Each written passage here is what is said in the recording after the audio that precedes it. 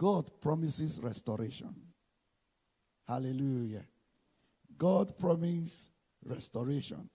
If we go back to our text, Isaiah 61, verse 7. If we go back there, very powerful what God said there.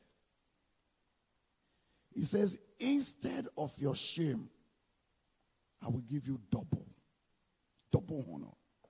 Instead of your confusion, he says you will be rejoicing. And instead of loss, he said double blessing. For your shame, you shall receive double.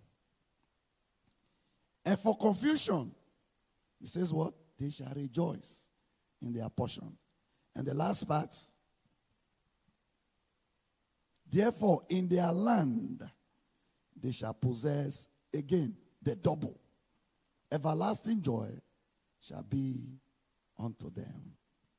Hear this morning. God is a champion.